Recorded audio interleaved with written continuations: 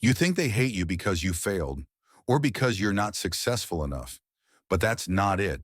They start hating you the moment you begin to change, the moment you start doing something they couldn't. You notice it in their eyes, that slight discomfort when you talk about your goals. They smile, but it's tight. They ask questions, but they're loaded. And you wonder, why can't they just be happy for me? They don't actually hate you. They hate what you represent. You remind them of what they gave up, their dreams, their discipline, their younger self that once believed they could be more. Your growth exposes their stagnation. Your silence highlights their noise. Your focus reminds them how distracted they've become. It's not about jealousy, it's about reflection. You're the mirror they never asked for. The brain protects the ego at all costs. When someone close to us starts improving, it triggers comparison, an ancient survival instinct. The dopamine they once got from being better than you, gone. Now your progress feels like their loss. It's called relative deprivation, the science of discomfort when someone in your circle gets ahead. So they'll say things like, don't work too hard, or you've changed. And they're right, you have. You've started walking away from validation, and the human brain hates losing its old hierarchy.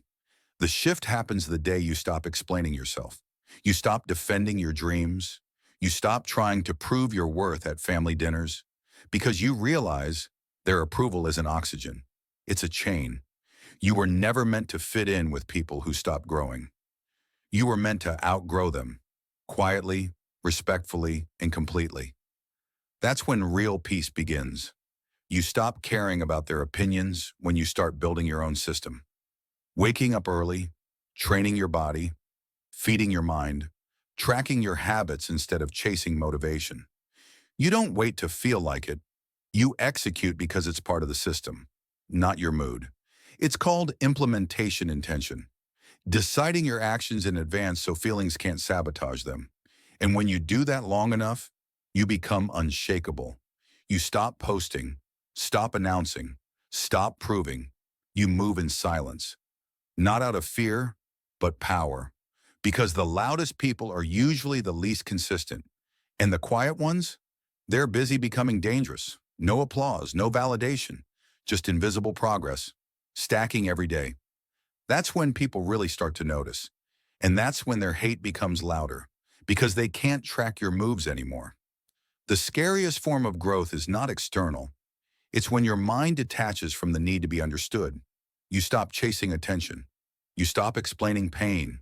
You stop arguing with noise. You understand that silence isn't weakness. It's weaponized focus. When you no longer need to prove who you are, you've already won. They'll call you arrogant. They'll call you distant. But what you really are is free. So don't chase motivation. Build systems. Embrace silence. Detach from validation. Let their hate remind you that you're changing frequencies. You're not meant to be understood by those who stopped evolving. If you're watching this, don't subscribe for inspiration. Subscribe because you're done being average. Because the real ones don't shout about becoming better. They simply become. And that's what terrifies everyone else.